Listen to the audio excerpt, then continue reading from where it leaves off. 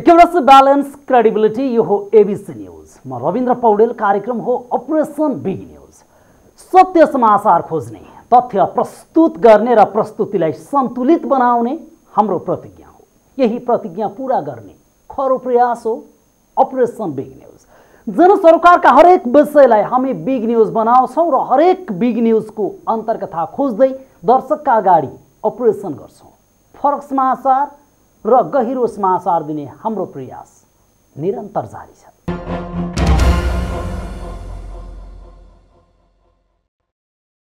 दर्शकबिन, एउटा तथ्याङ्कबाट आजको सन्दर्भ सुरु गरौँ। आर्थिक वर्ष 2073-74 मा कुल गृहस्थ उत्पादनमा कृषिको योगदान 29.37% थियो। आर्थिक वर्ष 2074-75 मा यो घटेर 27.6% मा झर्यो। कृषिमा राज्यको लगानी कुल बजेटको 2.9% रहेको छ। कृषिमा आश्रित जनशक्ति कुल जनसङ्ख्याको 66% रहेको अवस्थामा यो 2.9% लगानीले के प्रतिफल दिन सक्ला? यसै पनि मुलुकमा निरपेक्ष गरिबीको रेखामुनि रहेको जनसङ्ख्या 21.6% अर्थात् 60 लाख रहेको छ। अधिकांश जनता कृषि पेसामै निर्भर रहेको अवस्थामा राज्यको यो तथ्याङ्कले कुन दिशातिर लैजान्छ होला? एकपटक गम्भीर भएर सोचौँ त। दर्शकबिन, आज हामी नेपालमा कृषि क्षेत्रको अवस्थाको विश्लेषण गर्दैछौँ। कृषि प्रधान भन्ने मुलुकमा कृषिप्रति यति धेरै निराशा र हेलत्तो गरिएको छ कि राज्य आयातित माल वस्तुकै आधारमा जनतालाई भोको नरहेको व्याख्या गरिरहेको छ। कृषिमा परनिर्भरता बढ्दो छ। देशभित्र कृषि कर्म गर्न चाहनेहरूलाई प्रोत्साहन गरिएको छैन। कृषि उद्यमीलाई प्रोत्साहन गरिएको छैन। यस्तो अवस्थामा न त सरकारले भने जस्तै 2 वर्षभित्र देश कृषिमा आत्मनिर्भर बन्न सक्छ, न त भइरहेका कृषकहरू पनि कृषि कर्ममा अडिन सक्छन्। अनि कसरी आउन सक्छ समृद्धि? यो हो हाम्रो चासो, यो हो हाम्रो बिग न्युज, जसको आज हामी गर्दैछौँ अपरेसन।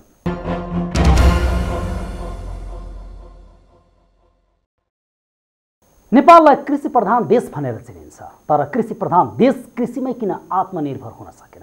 यो भने निकै चुनौतीपूर्ण प्रश्न बनिरहेको छ। वर्षेनी झण्डै 70 अर्बभन्दा बढीको हाराहारीमा खाद्यान्न आयात भइरहेको अवस्था अझै देशले बेहोरिरहनु परेको छ। यद्यपि नेपाल र भारत बीचको खुला सीमा क्षेत्रका कारण स्वदेशी उत्पादन स्वदेशमै खपत हुन नसक्दा वर्षेनी आयात वृद्धि भइरहेको छ। पछिल्लो दिनमा स्वदेशी उत्पादन केही बढ्दै त गएको छ, तर यो उत्पादनको उचित बजारीकरणको अभावमा आयात प्रतिस्थापनको कुरा अझै पनि सम्भव हुन सकेको छैन।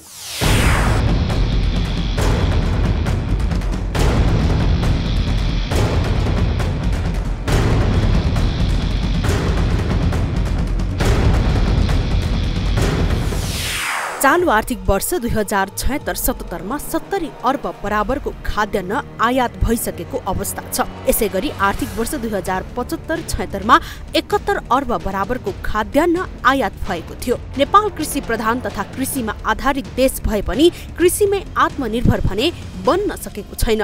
नेपालमा लगभग 200 वटा कृषि वस्तु छन्, तर कुनै पनि कृषि वस्तुमा पनि नेपाल आत्मनिर्भर छैन। देशभर 30,91,000 हेक्टर खेतीयोग्य जमिन छ। यसको अधिकतम सदुपयोग हुन नसक्दा नै देश कृषि क्षेत्रमा झन पछि झन परनिर्भर बन्नु परिरहेको छ। विशेष गरी जमिन खण्डीकरण तथा कृषि प्रतिको घट्दो आकर्षणका कारण कृषि उपजका सामग्रीहरूको उत्पादन कम छ।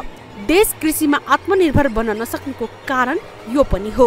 यद्यपि सरकारको पछिल्लो आँकडा अनुसार अण्डा, मासु, दूधजन्य आधारभूत खाद्यान्न उत्पादनमा देश आत्मनिर्भर बन्दै गएको पनि तथ्याङ्क छ। सरकारले सामूहिक खेतीको प्रयास गरिरहेको र यसमा किसानहरू समेत आकर्षित भइरहेको प्रदेश नम्बर 3 का सचिव डाक्टर योगेन्द्र कार्की बताउँछन्। प्रदेश नम्बर 3 भित्र सिन्धुलीमा 121 बिघा, चितवनमा 100 बिघा र नुवाकोटमा 900 बिघामा सामूहिक खेती भइरहेको छ। राजधानी काठमाडौँको कालीमाटी तरकारी बजारमै करिब 15 वर्ष अघि 85% तरकारी भारतबाट आयात हुने गरेकोमा अहिले यो 10-15% मा सीमित भएको डाक्टर कार्की दाबी गर्छन्। जस्तो अहिले चितवन प्रदेशमा तरकारीहरूमा आत्मनिर्भरको कुराहरू आइरहेको छ, माछा मासुहरूमा आत्मनिर्भरको कुराहरू आइरहेको छ, दुधमा आत्मनिर्भरको कुराहरू भइरहेको छ। कृषि क्षेत्रको आयात केही पनि होइन, तर यहाँबाट गइरहेको कुरा नि छ। त्यसले यो कुरालाई बिर्सन भएन भन्ने कुरा बुझ्न चाहे। जस्तै गहुँको उत्पादन भन्नुहुन्छ भने मेजर रूपमा चाहिँ हाम्रो चाहिँ अहिले गहुँ चाहिँ हाम्रो चाहिँ सरप्लसमा छ।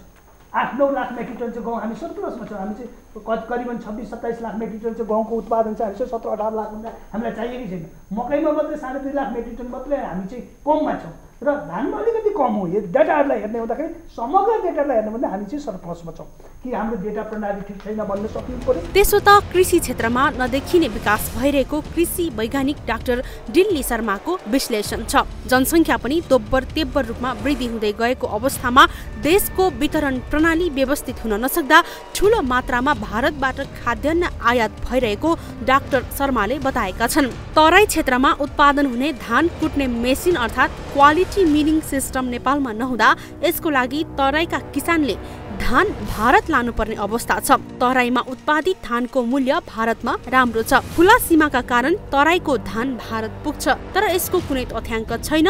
तर जब त्यही धान नेपाल भित्रिन्छ अनि बल्ल त्यसको तथ्याङ्क राखिन्छ। यसकारण पनि भारतबाट ठूलो मात्रामा खाद्यान्न भित्रिरहेको आँकडा देखिएको डाक्टर शर्मा जिकिर गर्छन्।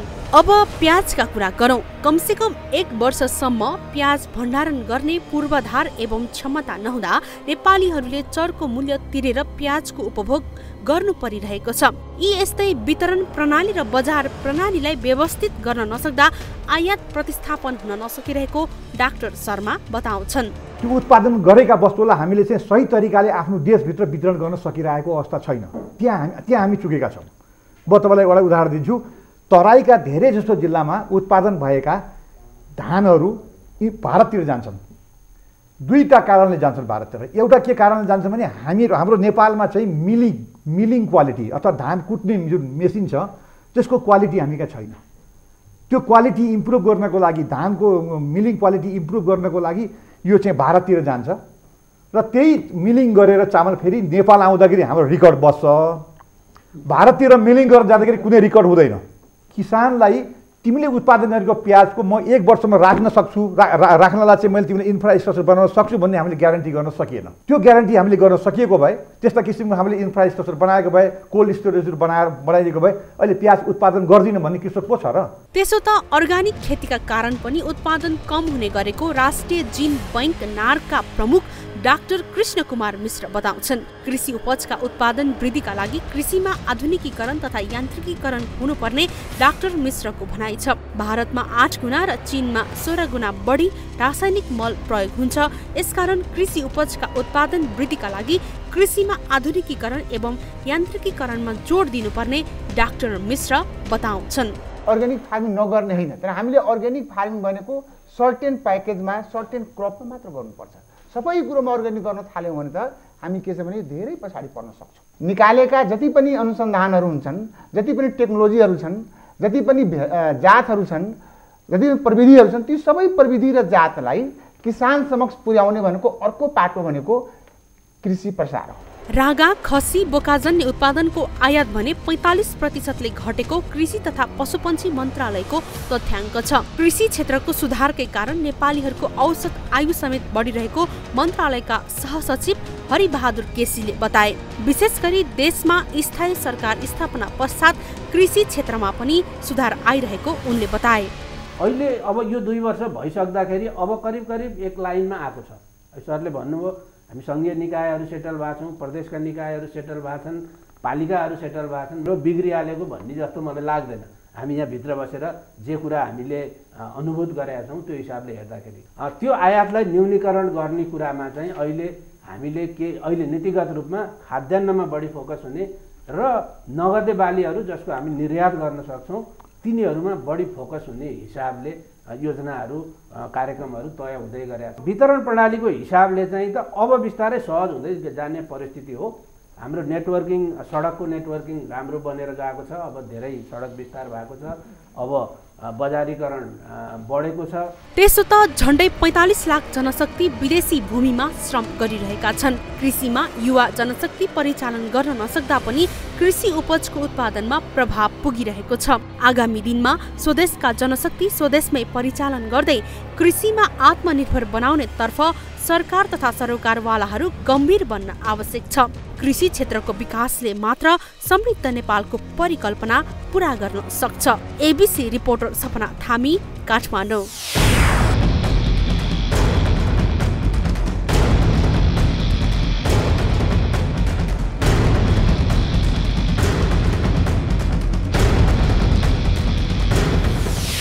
सरकारले सिँचाइको विस्तार र किसानलाई सहुलियतको नीति नलिएसम्म नेपाल कृषिमा आत्मनिर्भर हुने सम्भावना निकै कम छ।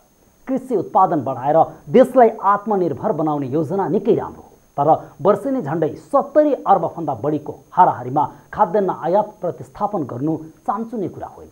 सरकारी सहुलियत नपाउने नेपाली किसानको उत्पादन लागत भारतीयको तुलनामा निकै बढी भएकोले बजारमा प्रतिस्पर्धा गर्न मुस्किल छ।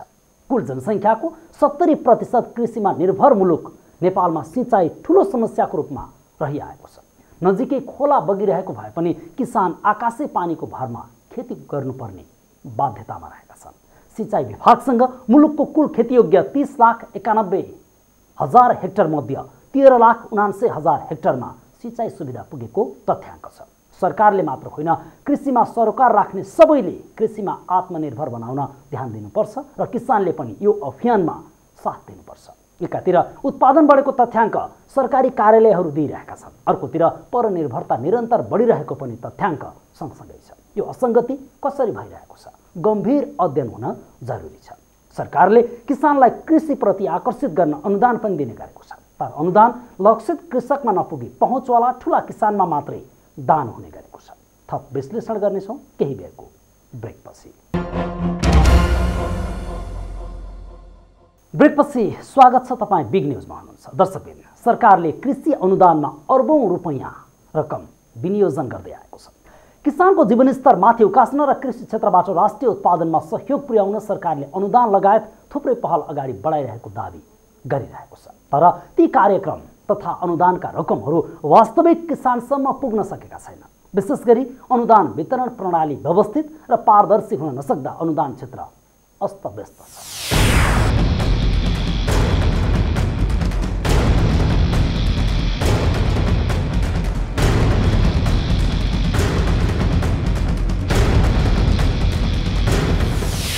सरकारले कृषि क्षेत्रको अनुदानका लागि भन्दै वार्षिक अर्बौं रकम विनियोजन गर्ने गरेको छ। कृषि क्षेत्रको मलमा मात्रै वार्षिक 9-10 अर्बको अनुदान विनियोजन हुने गरेको कृषि तथा पशुपन्छी मन्त्रालयले जनाएको छ।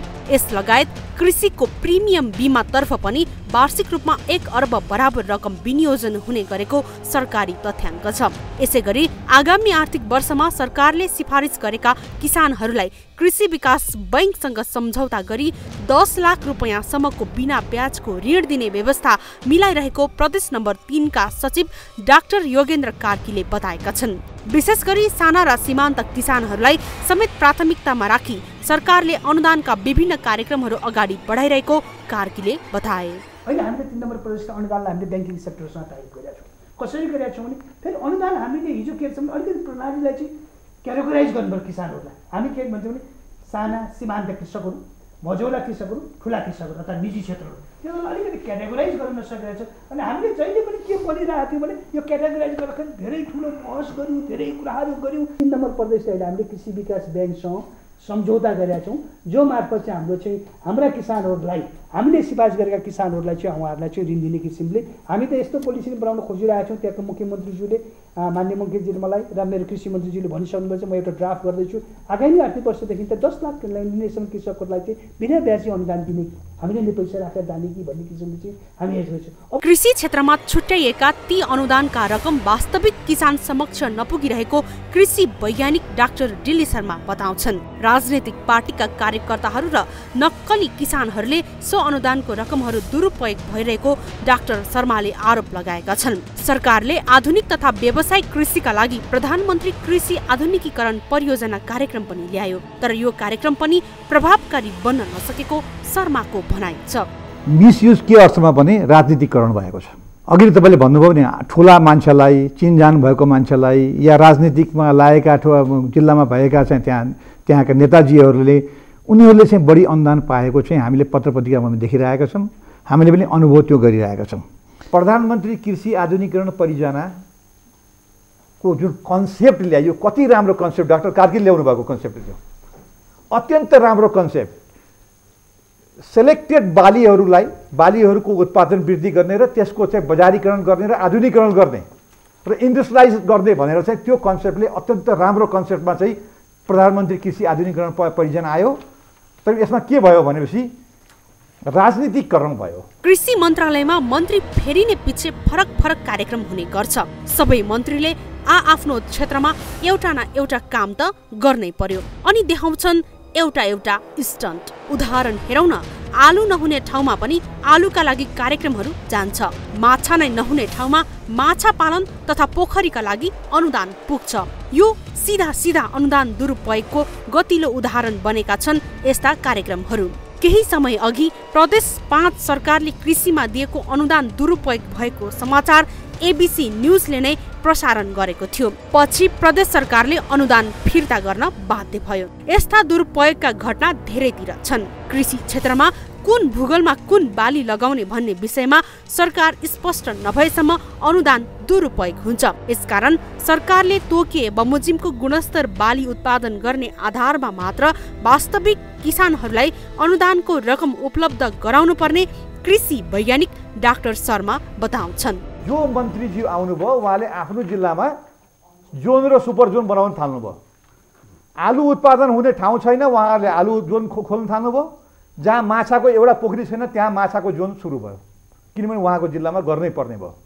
र कर्मचारीहरू पनि त्यसरी मन्त्रीको पछि पछि लागेर चाहिँ ठिक छ हुन्छ भन्दैखेरि जोन र सुपर जोन खोल्दै गए। मन्त्रालयले चाहिँ एउटा प्लान के गर्नुपर्छ भनेपछि कुन एरियामा, कुन जिल्लामा, कुन भेगमा के बाली कुन क्वालिटीको उत्पादन गर्ने भन्ने कुरो एउटा चाहिँ पोलिसी बनाउनु पर्यो।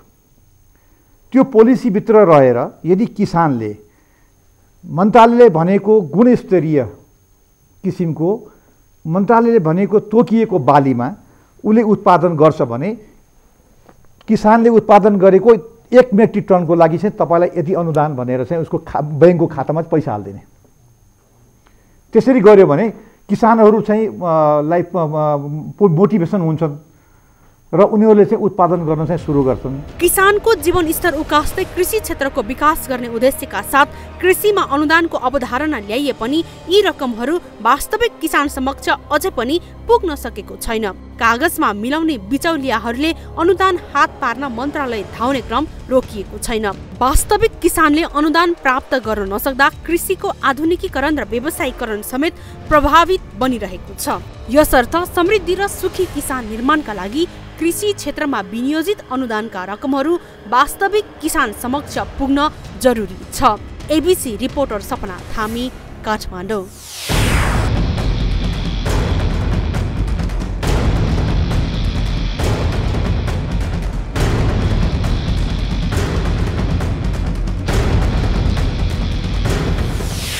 सरकारले प्रदान गर्दै आएको कृषि अनुदानबाट पहुँचवाला ठूला किसान मात्रै लाभान्वित हुने गरेका छन्। मध्यम तथा साना किसानलाई लाभ हुने गरी ल्याइएको अनुदान सुविधा ठूला र पहुँचवालाले मात्रै लिनाले साना किसान मारमा परेका छन्। लक्षित किसानसम्म अनुदान नपुग्दा अनुदानको दुरुपयोग भएको छ। कतिपय अनुदानमा कसका लागि, के प्रयोजनका लागि, कति समयका लागि र कतिजनाका लागि भन्ने कुरा स्पष्ट नहुने र प्रक्रिया झन्झटिलो भएकाले पनि कृषि अनुदानको प्रभावकारिता देखिन सकेको छैन। सरकारले कृषिमा अनुदान पनि बढाएको छ र यसको दुरुपयोग गर्ने प्रवृत्ति पनि बढिरहेको छ। कृषि प्रधान देशका किसानहरू नै कृषि पेसाप्रति आकर्षित हुन नसक्नु देशकै लागि दुर्भाग्यको विषय बनिरहेको छ। रिपोर्ट देखाउनेछौँ एकैछिनको ब्रेकपछि।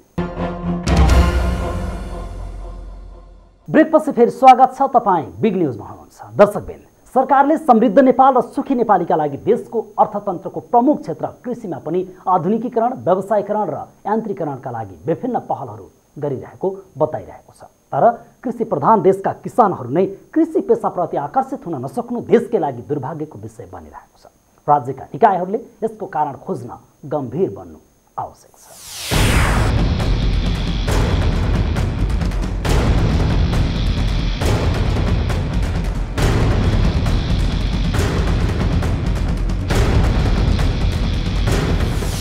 नेपालका 65% जनसङ्ख्या कृषिमा आश्रित छन्। कुल गृहस्थ उत्पादनमा कृषि क्षेत्रको योगदान 27% छ। देशैभर झण्डै 31 लाख हेक्टर खेतीयोग्य जमिन छ, तर यसको अधिकतम उपभोग राज्यले गर्न सकिरहेको छैन। यसैको फलस्वरूप वर्षेनी 70 अर्ब बराबरको खाद्यान्न विदेशबाट आयात गर्नु परिरहेको अवस्था छ। त्यसो त देशैभरको कृषि क्षेत्रको अध्ययन अनुसन्धान गर्ने जिम्मा कृषि अनुसन्धान परिषदले पाएको छ। यस लगायत कृषि सम्बन्धित विश्वविद्यालय तथा विभिन्न सङ्घ संस्थाहरू पनि स्थापना नभएका होइनन्। तर पनि यी संस्थाहरू कृषि क्षेत्रको सूक्ष्म अनुसन्धानमा नै चुकिरहेको हो कि भन्ने पनि अर्को प्रश्न छ। यद्यपि देशमा स्थायी सरकार स्थापनासँगै कृषि अनुसन्धान परिषद ऐन परिमार्जन हुन लागिरहेको राष्ट्रिय जीन बैङ्क प्रमुख कृष्ण कुमार मिश्र बताउँछन्। यस लगायत परिषदले उत्पादन गरेका ज्ञान तथा प्रविधिहरू किसान समक्ष पुगेको खण्डमा कृषि उत्पादन वृद्धि हुने मिश्रको भनाइ छ। परिषदले उत्पादन गरेको ज्ञान तथा प्रविधि, यसको वितरण प्रणाली र किसान बीचको सहकार्य र समन्वय प्रभावकारी बन्नुपर्ने मिश्रले बताएका छन्। कृषि अनुसन्धानले निकालेको प्रविधि कृषि प्रसारद्वारा किसान समक्ष पुगेपछि के हुन्छ भने कृषिको विकास हुन्छ। भनेपछि यी तीनटै कुरो के भने एक अर्कासँग इन्टरलिङ्क छ र यो एउटाको कमी भयो भने अर्कोको अर्थ रहँदैन। यसको अर्थ के हो भने यदि कृषि अनुसन्धान राम्रो भएन भने कृषि प्रसारको अर्थ रहँदैन। किनभने कृषि अनुसन्धान राम्रो भयो भने त्यो अनुसन्धानमा भएका कुराहरू, ती प्रविधिहरूलाई अथवा ती जातहरूलाई कृषि प्रसारले किसान कहाँ पुर्याउने हो। अब अहिले नेपाल सरकारले कृषि अनुसन्धान परिषदको नयाँ ऐन चेन्ज गर्दैछन् र त्यो ऐन अगाडि बढिसकेका छन्। अहिलेकै सरकारले गर्नुभएको हो।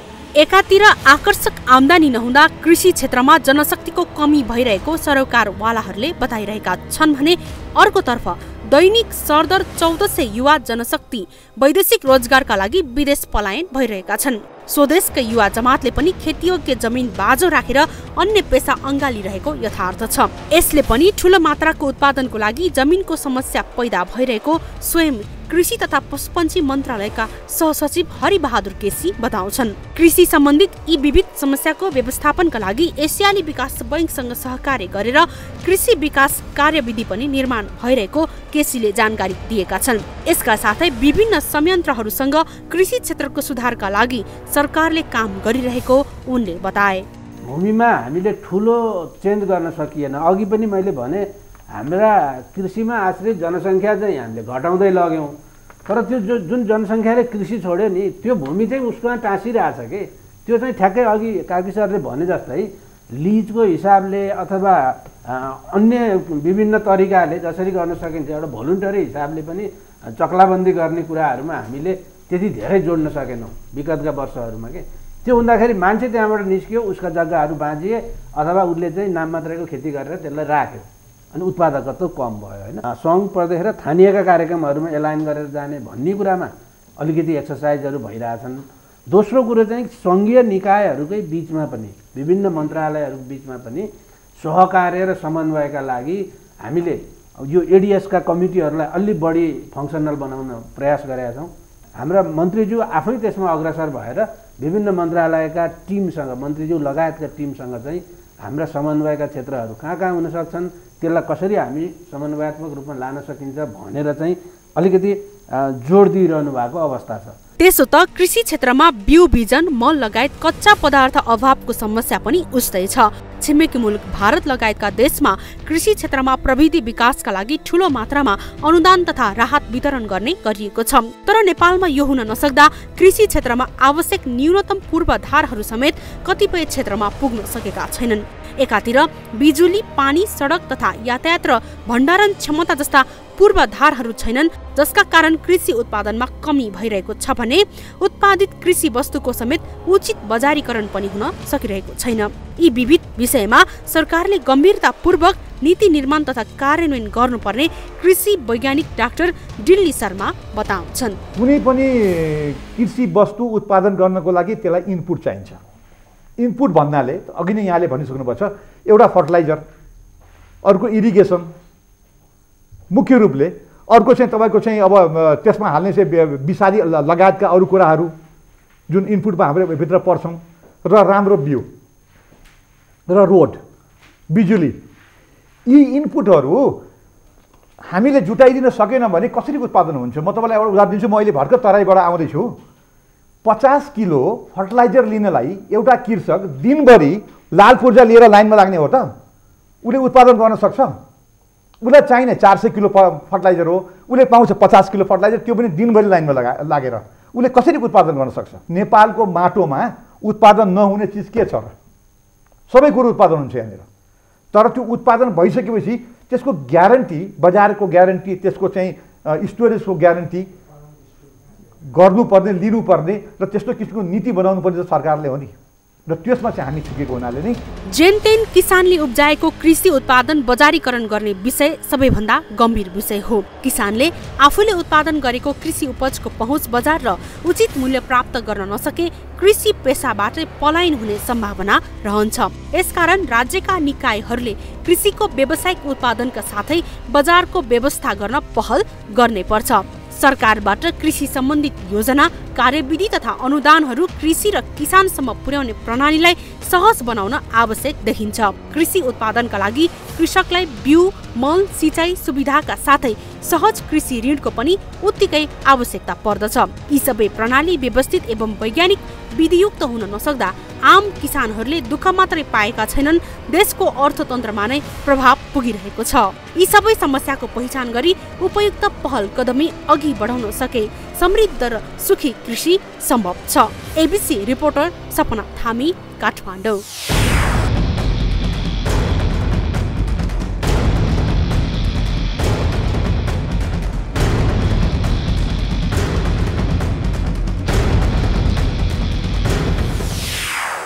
हामी कृषि प्रधान मुलुकमा रहेका छौँ। कृषि प्रधान मुलुक भनिएपछि राज्यको मूल आय स्रोत पनि कृषि पेसालाई बनाउनुपर्छ। यसका लागि कृषिको आधुनिकीकरण, व्यवसायीकरण बढाउन जरुरी छ। कृषि क्षेत्रमा उद्यमशीलताको विकास गर्न जरुरी छ। उद्यमशीलता त्यति बेला मात्र फस्टाउन सक्छ जति बेला कृषि उत्पादनको बजार पर्याप्त बन्न सक्छ। व्यावसायिक कृषिका लागि खेती प्रणालीमा सुधार, तालिम, प्रशिक्षण, परामर्श, सिप विकास लगायतका सेवा उपलब्ध हुनुपर्छ। व्यावसायिक कृषि उत्पादन बढाउन राज्यले पहल गर्न सक्नुपर्छ। जमिनको खण्डीकरण हुँदै जाँदा ठुलो कृषि फार्म नपाउने अवस्था छ। सरकारले बस्ती विकास र कृषि परियोजनको जमिनमा भेद नगरेसम्म यो समस्या सधैँभर रहिरहन्छ। व्यावसायिक कृषिका लागि जमिन छुट्याएर कृषकलाई उत्पादन बढाउन प्रेरित गर्नुपर्छ। कृषि उत्पादनमा बढिरहेको परनिर्भरतालाई कम गर्नका लागि उत्पादनको जति ठुलो महत्त्व रहेको छ, बजारको त्योभन्दा कम भूमिका हुँदैन भन्ने तथ्यलाई राज्यका निकायहरूले बुझ्न जरुरी छ। तर कालीमाटी तरकारी बजारमा जस्तै कैयौं चरणका बिचौलिया पार गर्दै आउने अवस्था होइन। किसानले उत्पादन गरेका कृषि उत्पादनलाई सिधै उपभोक्ताको पहुँचमा पुर्याउन सक्नुपर्छ। अपरेसन आज सकिन्छ, भोलि अर्को बिग न्युजको अपरेसन गर्नेछौँ। गाउँ सहर दुनियाँ बिउझाउने हाम्रो अभियान जारी छ। तपाईँ एबिसी न्युज सँगै रहनुहोला। नमस्ते।